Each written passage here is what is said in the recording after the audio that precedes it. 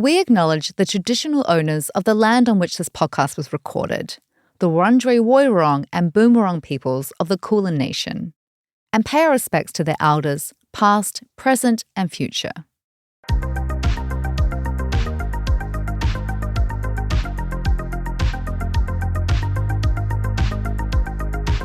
Welcome to the podcast series of Raising the Bar Melbourne, curated by the Faculty of Medicine, Dentistry and Health Sciences at the University of Melbourne. This special health edition of Raising the Bar, held in May of 2026, featured 20 talks by some of Melbourne's leading healthcare experts and was held across 10 pubs and bars, all in one night. The speakers presented topics ranging from AI and cancer research to understanding ADHD and neurodiversity, helping kids sleep, healthy social media habits, the future of robotic surgery, and much more. In this episode, you'll hear perspectives from both a patient and a doctor, as Professor Justin Yeung and Rebecca Eastwood, a cancer survivor, mum, and lawyer, discuss the realistic potential and limits of AI-driven tools to improve cancer diagnosis and outcomes. Well, I'd say a real big thank you to Sarah and the team behind this event, University of Melbourne. Thank Beck, who I'll introduce very shortly. Something really close to my heart. I mean, I became a colorectal surgeon, became a doctor 30, 40 years ago now, because I really wanted to help people with cancer. I thought, as being a surgeon, I could cut things away and cure them of the cancer, but that no longer is the case. Cancer really touches many patients at a much younger age, a much aggressive stage. So most of the time, they do need to require other forms of treatment, in particular form of chemotherapy. And chemotherapy can be a really toxic, terrible drug, which we'll go into very shortly. Can I just get a show of hands from the audience today? How many people know someone with cancer or been touched by cancer? That's a really big group. And it's still a major problem. Although we have technology, which we'll go through, artificial intelligence, can we actually use this fantastic new kid off the block to help change people's lives? I guess on that note, I'd like to bring in Beck, who I've known for some time, and she's a survivor, a real energetic person. So perhaps, Beck, over to you to tell us about your journey. Thanks, Justin. You do not look like you've been practicing for that long. I didn't know that. So yeah, a little bit about me and my journey, and sadly, what I've learned since is that, there's an ever-increasing rise of people that are being diagnosed younger and younger, in particular with bowel cancer now. I was 36 when I was diagnosed with stage 3 cancer. I had 2 little ones. My life was very busy. I had bleeding for a number of years, and that initially was kind of dismissed while I was pregnant with my first son, who was 5 at the time that I was diagnosed. So even starting through that journey, there's just so much uncertainty and a kind of lack of awareness, I think, often from at that kind of GP level. After that initial diagnosis, things moved really rapidly. I had a great care team, I felt. The original kind of treatment plan, as far as I understood it at the time, was to have radiation and chemotherapy before surgery. What the funny thing is, as a patient experience, no one really tells you. You're thrown into the deep end, and you take whatever approach is thrown at you because you want to be there for your family and your loved ones, and you want to fight to get through it. But it's sometimes the little things that are quite big that get missed. And it wasn't until I met the radiation oncologist who was about to mark me up to go and get, I think tattooed is the right term, I don't know, for radiation, that he said, hang on a minute, you're 36. Radiation is going to put you into early menopause. It will disrupt your bowel regions potentially. There's this brand new trial that's just been released called Prospect, and I think that you're a perfect candidate for it.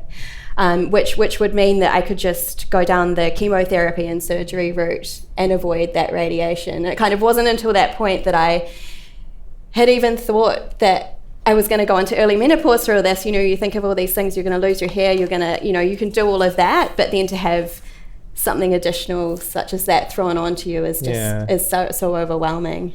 It's very, very personal, isn't it, those decisions? So can I just touch a little bit upon that trial and the information that you're given? So that trial, for those of you who are not familiar, is looking into whether just having chemotherapy can shrink that cancer down to allow you to then go ahead with curative surgery versus traditionally giving radiation, as you said, lots of side effects. So going towards a clinical trial, did you get much information? Sometimes that's a problem with the medical profession. We're so busy.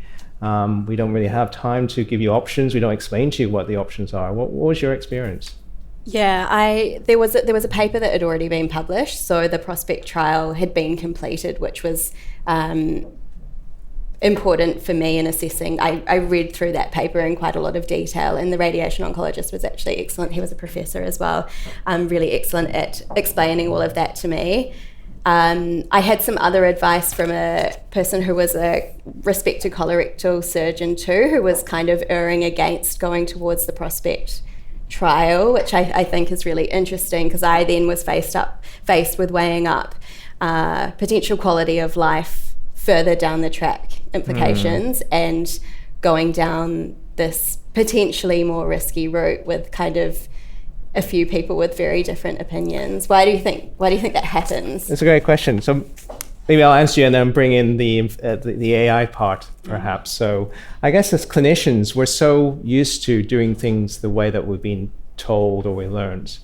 We're super, super focused. We got that really great experience in that really small field that sometimes we find it hard. We don't have the time. We don't have the understanding of being able to take things in. We're all different, as clinicians, and we all probably had some experience of different forms of clinicians. Some are really, really compassionate. Some are in the data.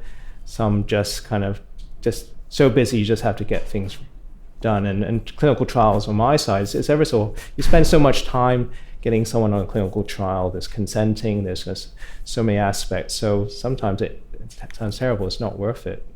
So did you feel that you used Dr. Google, or did you use any kind of technology, any AI to really help tease out some of that information to make sure that you got the right information to help you make that right decision? Absolutely, and everyone kind of tried to steer me away from Googling, but I think research is a bit of a natural instinct. It's one of the ways you feel that you can take a bit of control when you feel fairly helpless otherwise. AI at the time, it was about 3 years ago, so it wasn't as prevalent as it is now. But yeah, absolutely, a lot of researching and tried to find as much as I could about the trial, which actually wasn't a lot at the time, even though it had been published. And there was no one else who had gone through that treatment protocol where I was treated either. So it was definitely felt risky. I use Dr. Google all the time, and it's particularly in the field where I'm not that familiar with. For example, cardiology. I learned cardiology when I was a medical student 34 years ago, and things have changed so much. But I deal with patients with heart problems, and people expect me to be able to manage the patient as a whole, including all that bits of information. And I think that's the difference between a good doctor and a great doctor, one that he or she is able to use all the information that we have about that patient to offer them that personalized treatment, which is really what the focus of this discussion today is all about. Did you feel that you had personalized treatment, or? To an extent, with the way that the multidisciplinary teams get together, right? That I think in a way is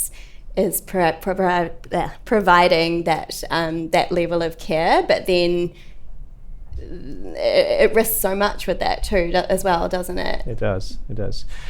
I want you to now back to tell me a little bit more about the after effects, or your experience of having that chemotherapy, because that's really, really important for many of our patients. Tell us your experience. Yeah, I going into it didn't really know what to expect. I was given a little leaflet, but was kind of told everyone experiences these things differently. And the first round was brutal. After that, I really felt like I didn't want to keep going with it. So it was a couple of days where I was just pretty much out cold, couldn't do much, couldn't move, and the neuropathy as well, that gradually started to come on as well, which is the feeling of coldness. You can probably describe it better than me. So this is, for those who aren't aware, is you get these terrible nerve effects that affect your hands and feet. Did you get them in both places? Yes, mostly hands, and as well breathing in cold air. So It was winter at the time, and just, yeah. And sometimes it takes a few days or a few weeks for that to go away. In some patients, it just never goes away. So you imagine, I have a patient who used to play the piano for their occupation, and because they had that terrible side effect, they could never do that ever again, and that was their main source of income. So it really affects patients so much. Do you feel that doctors tended to normalize some of those symptoms? Yeah, I think it's kind of par for the course, and that type of the neuropathy was to be expected. It was kind of a balance of how far do we push your treatment to balance those longer term risks. But yeah, I think in terms of the chemo treatment, as I say, with each round, I just had an increasing feeling that I really didn't want to go through it and do it again the next time, and trying to find that balance of side effect medication was really tricky as well. I don't think we nailed it probably until the very last round, where I started to feel not completely terrible with the chemo treatment. Do you feel that doctors generally were a little bit helpless in being able to try and get your dosing correct? Yeah, I think so. Obviously, with huge respect to their expertise and experience, but it did seem that we were kind of having a play with the meds each time to see what worked for me personally, and it was a bit of a guessing game to some extent. Got you. Was there anything else in that treatment journey that you felt could have been done better or differently?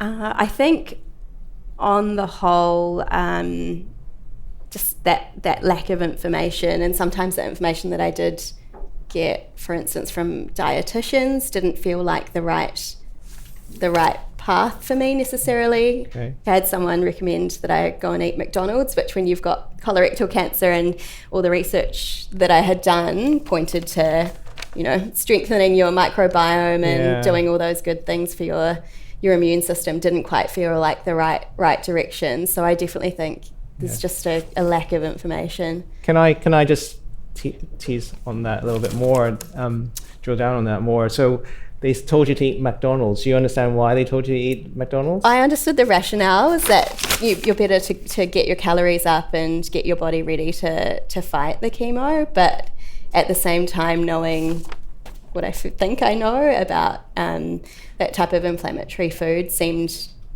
confusing. Kind of reductive. For those who aren't aware, so chemotherapy, we dose chemotherapy based on really two parameters: a patient's height and weight, to get one's body surface area. So you can have a sumo wrestler, you can have a bodybuilder, same height and weight, so they get the same dose. Unfortunately, because they have different body makeup, the sumo wrestler has too much fat, not enough muscle, whereas a bodybuilder has the opposite to that.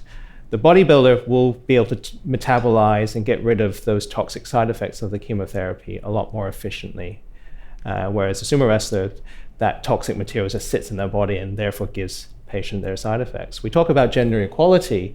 In fact, most women are overdosed compared to men. It's terrible. So what the dietitian was trying to get you to do was actually increase your muscle bulk, and getting you to eat McDonald's was the wrong thing for many reasons. And in fact, they probably should have done a little bit more of your physicality assessment, got you to do some muscle exercises, some physiotherapy, some exercise physiotherapy. So that probably, I think we know that's the right way to go forwards. How do you feel about knowing that? I mean, are you a bit shocked by that? Yes, I mean, I don't think I ever had that explained to me. As I said, I thought it was just to bulk me up a little bit, but that explanation makes much more sense. I think there was kind of a bit of a focus on, getting out for walks and things like that. But aside from that, further explanation wasn't really provided. Okay, thank you. Was there anything else that you felt could have made things different? I mean, support mechanisms, online forums, did you rely much on that? Did you? Yeah, there are some really great online forums. There's some good support groups on Facebook in particular. The problem with some of those is that often they're littered with examples of people who unfortunately have had treatment and then it not worked out, or it has recurred and then it's metastasized. So it sends you into, although it's a great support kind of foundation, it can send you into a bit of a spiral as well. Yeah, and going back to, I mean, that links to AI quite well, both what's online and same for artificial intelligence, is that we don't know where the sources come from. There's a lot of information out there that may be true, may be partially true, or may be completely false. And as an individual, as a patient, as a doctor, how can we actually sieve out that information safely? And I think that's why, although I love artificial intelligence, it's, as a profession, we're just finding it hard to really bring that on board because of all the governance issues. Absolutely right, all the privacy things. It's a minefield, really. Have you ever thought about the source of information back, or just kind of just because you're clearly you're really smart, and you kind of your daily job is to kind of sift through all that information. Did you find it slightly challenging because it's to do with your own health? Yeah, I think that's really hard, and a lot of the information is grounded in these really technical papers as well, right? Yeah. If you try and look into any of that, Yeah. And increasingly so, the misinformation that is out there is really overwhelming. The amount of people who would reference the COVID vaccine is sadly a bit unbelievable. The other part that I think a lot about, and is a big frustration, I think, of mine, is how can we improve that earlier diagnosis, right? There sadly are these stories consistently where people have metastasized cancer, and it's gotten far too late. And I think as well, I don't blame the GPs, like they're stretched.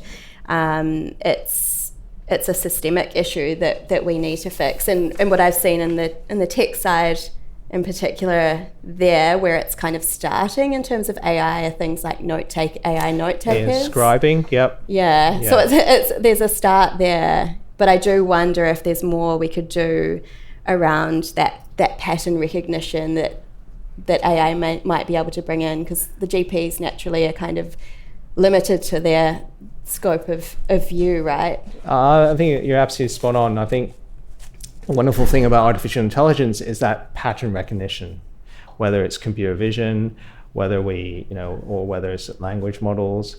How can we sieve out those little kind of red flags or yellow flags that the patient tells us? The patient doesn't know why they're wrong, what illness they have, but they're very good at telling us how it affects them. And going back to your story about you had bleeding during your pregnancy, because I suspect because of your young age, a clinician would have thought, yeah, it can't be cancer, just carry on. But if you repeatedly had those symptoms and reported it, I would like to think that we have AI systems out there that can actually flag, hey, you presented it repeatedly, that should be a trigger to something else. And the problem with current health systems is that you may see one doctor who's really good, diligent, but the documentation is not that great because they're short of time. A scribe will help with that, and then can build up so that the next doctor who sees you, who's never seen you before, they can actually maybe get a summary of that, what is of concern, and then some instructions what to do. That's pre-populated. I mean, I think that's something relatively easy to code, but it does require all the other things, making sure the governments are there, security's there, people want to take it on board. I had a discussion today with a regional doctor trying to see how we can help them manage chemotherapy patients a bit better. And the thing they said, that I want to use technology, but I'm scared that if I make a mistake using that technology, what will happen to me and my practice? It's difficult enough managing patients in rural areas where we don't get any support. How can we justify using something that I just don't know enough about it. So what do you think the answer is in terms of getting, because we kind of have to start somewhere as well, don't we? We do. Look, I mean, I guess perhaps a good time to talk a little bit about what we developed at University of Melbourne. So the last 8 years at Melbourne and Western Health, we've been trying to work out how we can better dose patients. And we've worked out that using CT scans that are routinely done. CT scans are just images. There's millions and millions of bits of information on those images. But as humans, we only understand perhaps 1% of that information. Oh, yes, you have a cancer. That's it. It tells us much more. It tells us about your body makeup. So we've developed an algorithm that's machine learning, that's validated on thousands of patients, which actually measures body composition. And we've actually shown using that readout of how you're composed, how much muscle, how much fat, how much quality bone you have, we can actually much better dose patients. So instead of 7 out of 8 patients incorrectly dosed by chemotherapy, we can flip those numbers around. We know that if you can dose patients correctly at the first dose, they're more likely to finish their chemotherapy treatment. However, if we get it wrong the first dose, possibly that happened to you, then patients find it a struggle. You managed to finish, I suspect, because you're young and fit. But most of our patients aren't like that. And you think about the patients that I look after at Western Health, 40% of the patients don't speak English. They don't know how to tell doctors that something's wrong. They feel that they can't tell the doctor.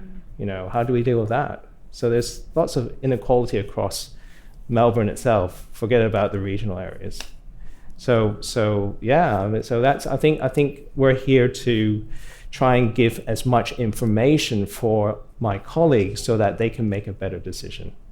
Yeah, and hopefully then we can help and support care across, whether they're regional or in other countries as well. I mean, we've been speaking to clinicians in India, in China, where there's such varied care, and really it's a global problem. So do you see it as getting to the point now where AI can make those decisions, or like what is AI's role, do you think, at this point in time? Yeah, I think AI it covers so many different things. I think AI is really good at recognizing things, so highlighting something's shouldn't be there but it's there, or highlighting that an error has happened.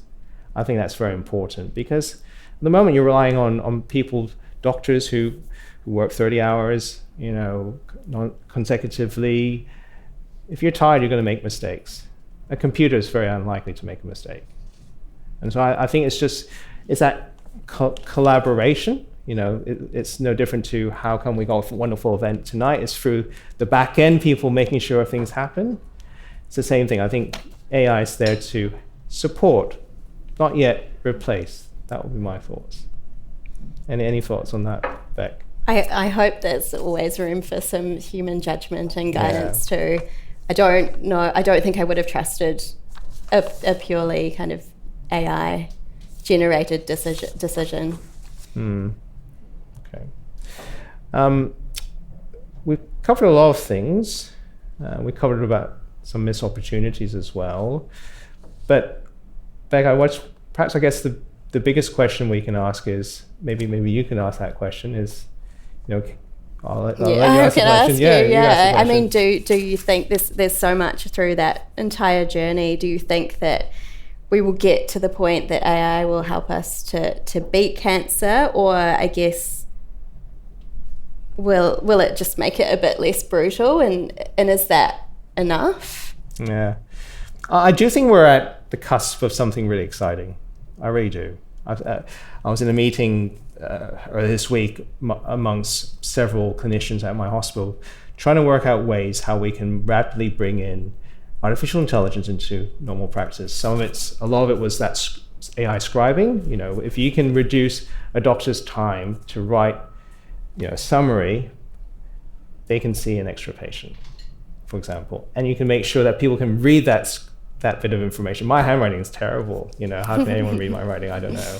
So it's just all these quality bits that we can add to the patient's care, quality, keeping standards so that people do know what to do. Frequently, if you see a patient, you mentioned to me, Beck, that you had a clinic appointment today. Yeah. If you see an experienced clinician, how they manage you in your survivorship journey probably is very different if you saw a junior doctor. I hate to say. It's because junior doctors may not be aware of protocols that are validated. So having AI to help prompt, I think that will certainly improve patient's journey.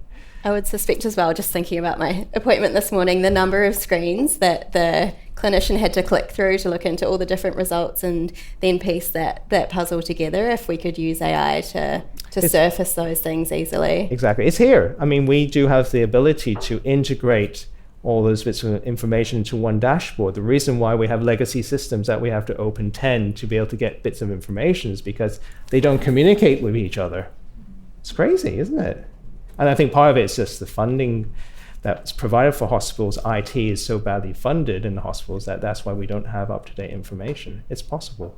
Do you think that there's a growing appetite? Because someone needs to kind of own that decision to drive it forward as well, right? So, I mean, as well, thinking about the business that you're working on and the AI technology, where are what's the path forward there? What needs to happen? It's super hard.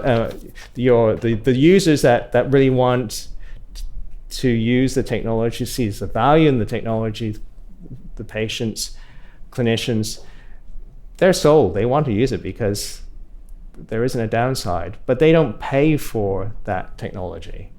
So then you have to then go to an administrator to see whether they're willing to fund for that bit of technology, and you have to prove that it will save them money, which clearly it will do. If you can reduce side effects, you're going to reduce demand to the emergency departments, reduce all the drugs that you're using to reduce those side effects you're getting. I had a patient who spent $50,000 on taxi fare, Uber fares, because they lived in the region to get to their hospital for their chemotherapy treatment. All these waste of money. If you're not feeling well enough to have the chemotherapy, then that chemotherapy chair is empty. Those drugs are thrown away. How much money is spent on not getting it right? So I think it's just trying to make people understand that, and through forums like this and through kind of initiatives, trying to make people understand that we can make a difference if we all communicate and work together. I think we're still very separated. Does that kind of answer your question? It does, yeah. A tricky problem to solve, but glad that you're at the forefront of it. Yeah, thank you.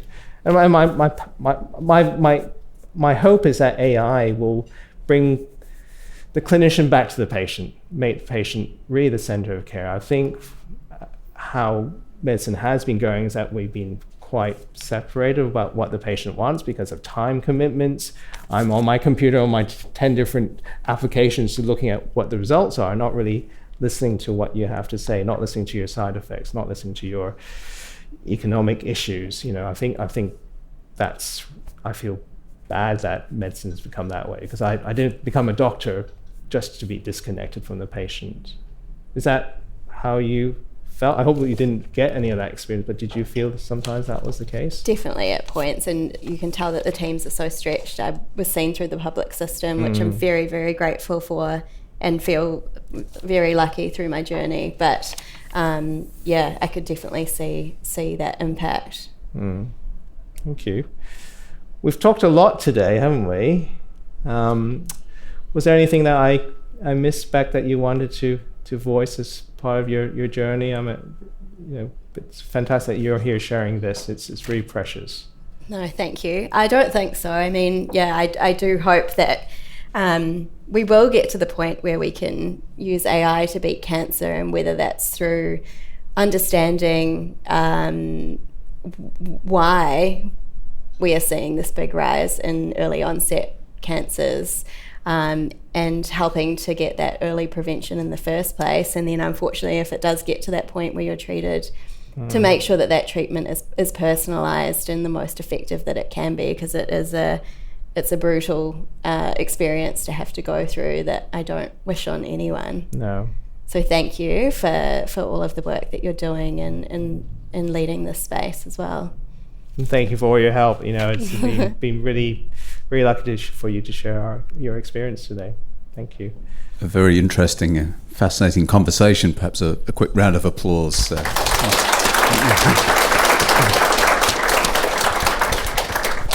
certainly some new information there, even for me with my medical background. So thanks very much to both of you. But we do have some time for some questions. I think we've got a roving microphone, and I'm hoping that people...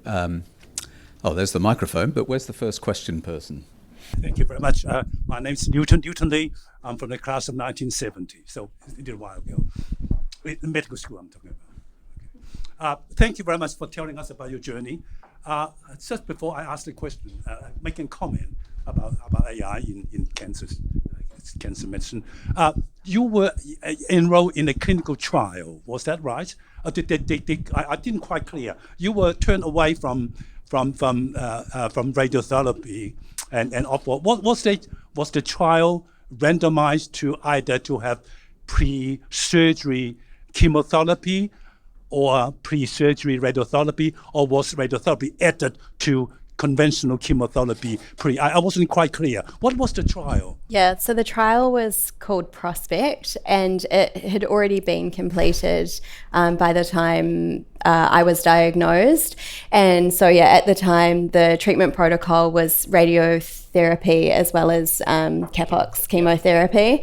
And through the Prospect trial, they found that if you went down the FOLFOX route, and did that prior to surgery, there was potential to avoid radiation completely. So that was the kind of decision path for me to go down. And it was really successful. By the time I had the tumour area cut out, there were no pathological signs. I'm probably getting this terminology completely wrong, but there were no pathological signs of the cancer. So the FOLFOX chemotherapy treatment was very effective. Yeah, but I mean, I think you're lucky in the sense that you had some clinicians willing to take you on board that journey. I know of many institutions where that's not routinely offered.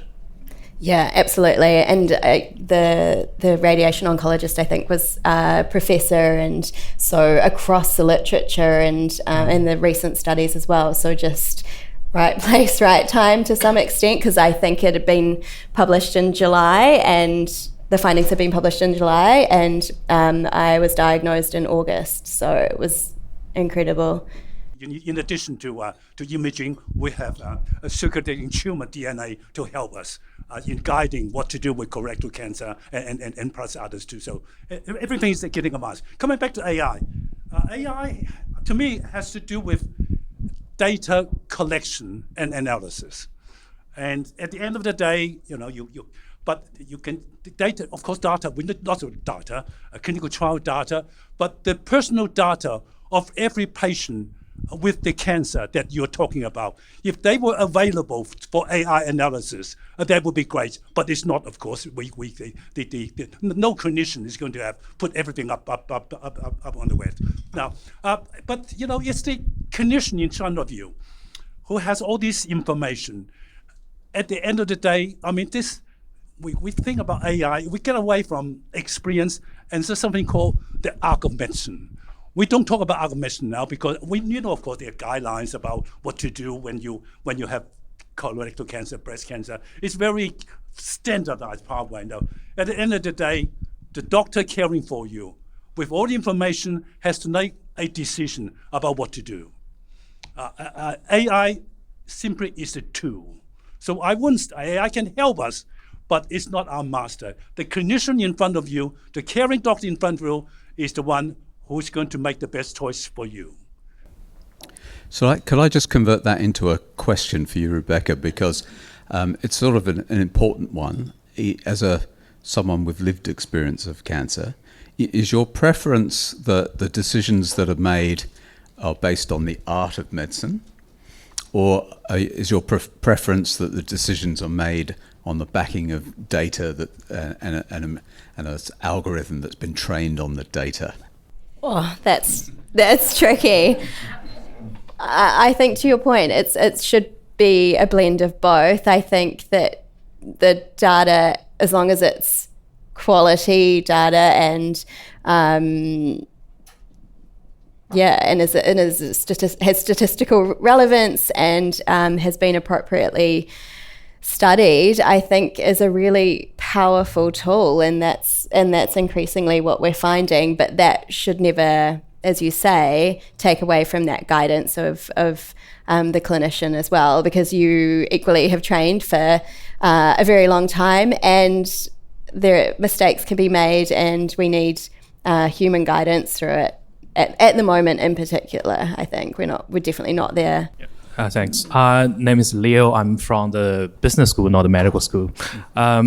Congratulations on getting the AEA grant last year, and also the Genesis investment last year. I've been following stories. So I have actually read the patent file. It's actually building up the question. It's mostly about the dosage prediction using reading MRI images, right? So to me, my background is data science. That fascinates me. But that's very quantitative. But today, through the case you shared today, I feel that quite a lot of qualitative side of AIs we can use here. In your opinion, Professor Justin, what do you think, like how much of the percentage of it will be in like this kind of AI advanced calculation of your dosage or vs like in human patient care?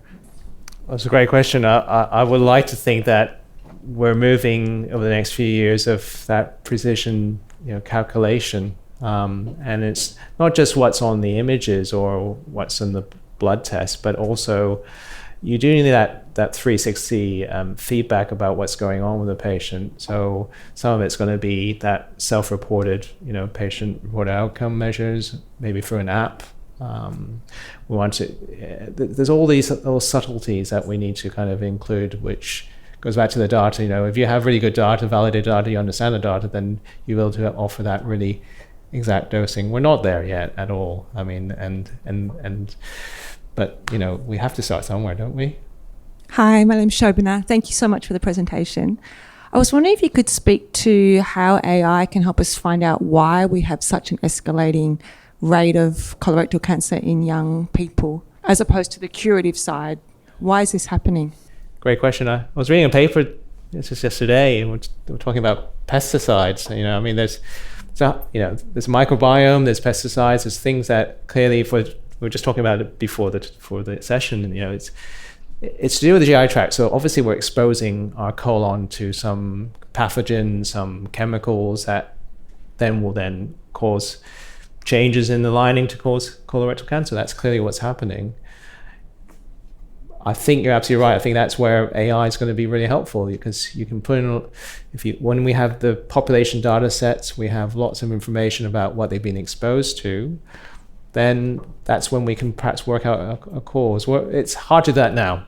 We don't have access. We're not like the States where we have these massive biobanks. In Australia, we don't have that information. But it doesn't mean that we can't start thinking about it. But that's really, I don't know what's causing it, but clearly it's something that we're taking in.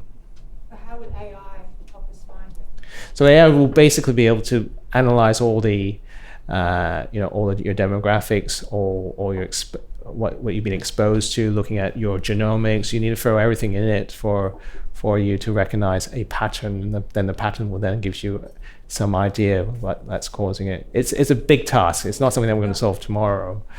But that's true for any type of disease, isn't it? Why do some people get diabetes when some people get rheumatoid disease? It's not just bad luck. It's not just genetics. There's other things.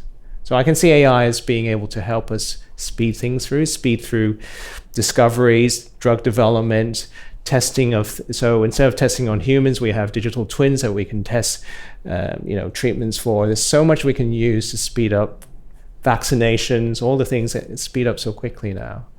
So we shouldn't be afraid of it, but we just need to understand it a little bit more.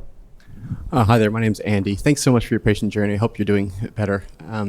My question is around the harms of AI. We've talked a lot about what it potentially could do, and there's lots of different AI tool sets out there that could be quite beneficial. We've really talked about two, AI Scribe and ambient listening and computer imaging. But we've already had lots of clinical incidences, and in some cases, coroner's cases, when it comes to AI Scribe. So can you tell me about what some of the downsides that you see and how we're counteracting that? Yeah, I think technology is going so quickly. we're just trying to catch up. And I think, as mentioned, I was in that meeting earlier this week about AI Scribe is already being used in many places without much regulation. How do we know it's correct? It's scribing along, we're assuming it's correct, and then someone reads that bit of information and then makes a judgment based on what's been scribed, which no one checks, I suspect. So it's that, how do we validate it? How do we make sure that things are done within, the realms of safety, hallucinations and all the other things that we're just talking about. And so, it happens all the time. So I am just a bit worried about large language models at the moment, scribes. I think I'd rather read my own messy writing than that, but on a serious note, I am a bit worried. But it doesn't mean that all AI is bad. And it probably comes back to the point before as well, right, in terms of that balance of involving using data and AI where you can, but ensuring that there are those right safeguards and checks and balances where a human is actually coming in and reviewing what has been written down. I think my case notes from my last colonoscopy, I noticed some errors in them. So errors are going to happen regardless, and I think it's just about ensuring that we're putting the right safeguards, as I say, in place to check that those mistakes are less likely to happen.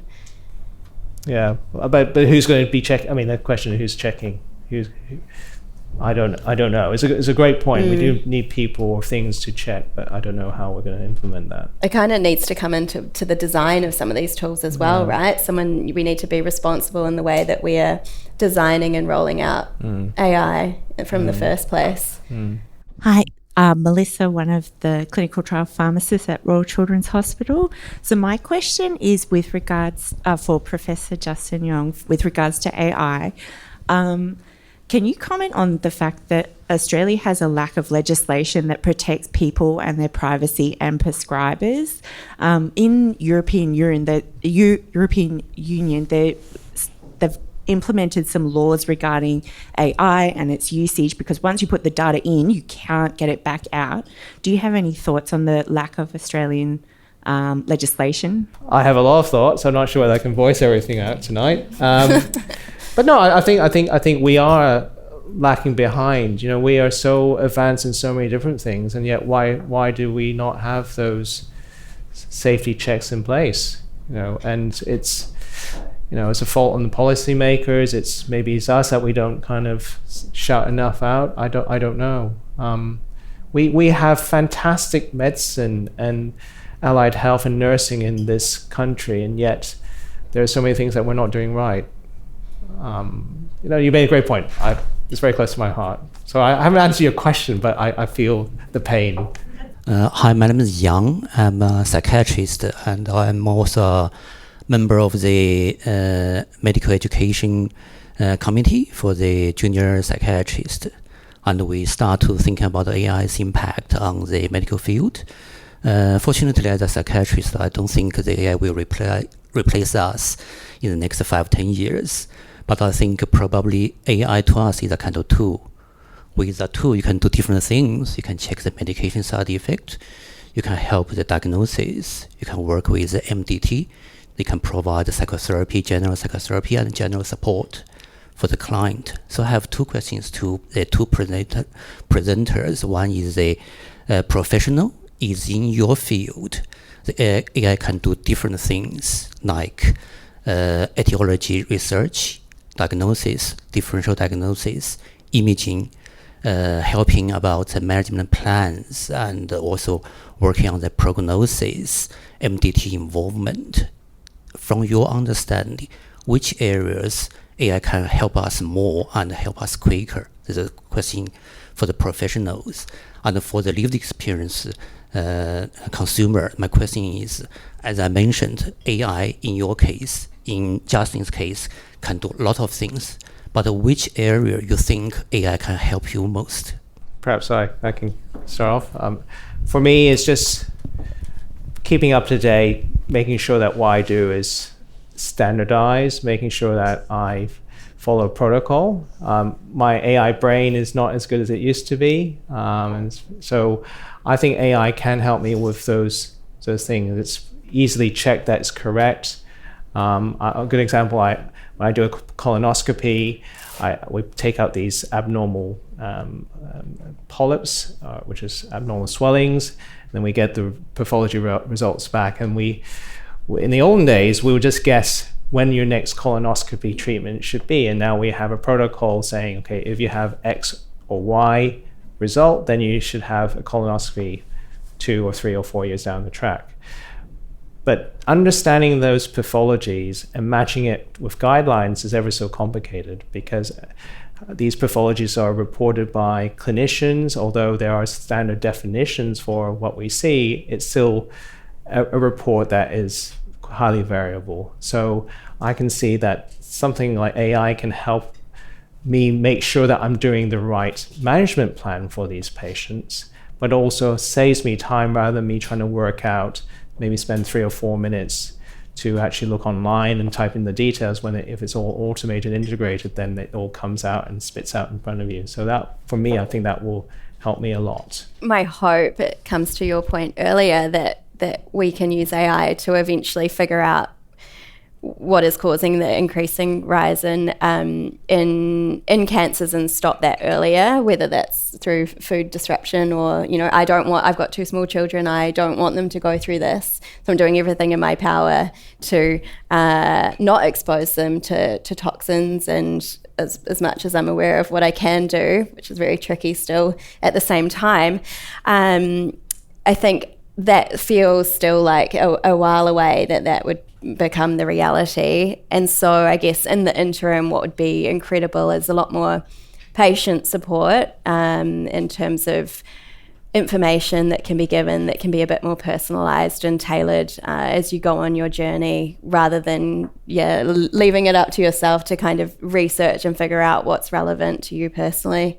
And I think as well, clearly the work that Justin is doing is seems as if it's a very close reality, and you've seen some significant success in what you've been looking into as well. So anything that's close to being feasible, I am excited about. Hi, thank you so much for the talk and amazing questions. I'm currently an honours student researching on colorectal cancer. These might be quite superficial questions, but I'm interested in how much information about the patient and even the patients that you'd have on a database for the AI would you need to formulate therapies or dosages so that you make sure you have correct information, just to make sure that there isn't like a slight 1% error that could possibly like overturn everything, or just how much data is really needed from patients to make this a personalized medicine for each patient? Excellent question. The more, the better, and that's the simple answer. There's a lot of information that we don't have readily available, like genomic information, which clearly that will help determine things like pharmacokinetics, in other words, how we break down drugs. We grade cancers very crudely, stages, but clearly a similar stage to what Beck has had in a different patient will respond completely differently to chemotherapy, or will progress different speeds if they didn't have any treatment. So there's a lot of information that we still don't know. And I think that's where research using AI, and there's so much work at the University of Melbourne, as you would know, is happening. And the challenge for us is funding for research is not as easy to get nowadays. And how can we better utilize the money that we do get from grants? And it's really through a lot more collaboration. AI might be able to help us target things that we never think about. So we just need to think outside the box. We need to do things differently, be more sustainable as well. I mean, there's all these things that we don't consider that we should be considering. Does that answer your question? Yes, and just to follow up as well, do you think in the future, obviously with funding and more data as well, do you think that there would be a reduction in false positives for AI to diagnose, to treat, or to discover, let's say a person has a certain disease? Or how would you be able to code the AI to be aware of a rare disease that person might have when you go through a normal screening or anything?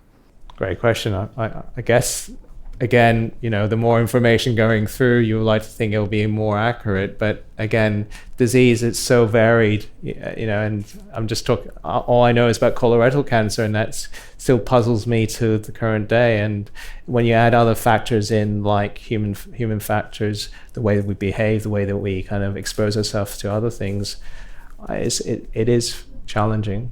It's something to aim for, but I'm not, it's going to take a while. My name's Bridget. I'm just a Juris Doctor and Masters in Food Science student, so not a medical student. But what I'm wondering is, I know that there was a recent case passed down in Victoria that if you put your medical data through ChatGPT, the client will lose privilege over that data. So it's more, I understand that when you're collecting the data, I'm sure it's protected, but it's more just explaining to a patient, how would you go about doing that, telling them not to put their own records through AI and to use that in case it waives privilege, or also it's just not a good idea for any reason. But then by the same token saying we're using AI to work out what dose you should have, and then try and assure them from that front. Just wondering how you would approach that. Yeah, I'll go back to first principles. It's always important to be transparent with the patient. Okay, it's a relationship, like a marriage. If you start hiding things from people, they're never going to believe what you're going to say. I mean, being a doctor has been really privileged because I can ask them, I don't, but I can ask them what your bank account details are, and they'll probably give it to me because they think it's part of their treatment. Okay, so I think you're absolutely right. I think we do need to make sure privacy and protection of data is very important. You want to educate the patient as much as possible. So I tell them that don't always trust Dr. Google. Google is good, or any other kind of search engine is really good, but just be mindful of X, Y, and Z. But because of time pressures, we can't even cover that many times, because we're stuck on, base one is that you have this cancer, and you just can't. It may take me half an hour to go through a consultation, especially when you have complex decision making, and yet we're only funded to see a patient for 5 or 10 minutes. How does that work? And they overwrote the clinics. So I hear you completely. It's very important, but I think we do have to. Unfortunately, we just have to go down the priority list at the moment. But AI will help us try and give patient information. I understand if I could send out information to a patient prior to the appointment, so I know what their wants and needs are, their questions are, then I'll be better prepared. If I also struggle with not being able to communicate with patients. Many of my patients, although they state they on their patient information system they can speak English, they come in, they don't speak English because they're worried about losing out. And we don't have the ability sometimes to get these rare languages, translators in, interpreters in at last minute. So there's so many things that we can use AI, communication to help streamline a patient's management and make healthcare system more efficient so that we can spend that small pot of money into really vital things. We might just have to close up, but before we do, I just want to invite another round of applause for Justin and Rebecca. Well done. Thank you for listening to the podcast series of Raising the Bar Melbourne, a special health edition. If you want to listen to more Raising the Bar talks, head to rtbevent.com/podcasts.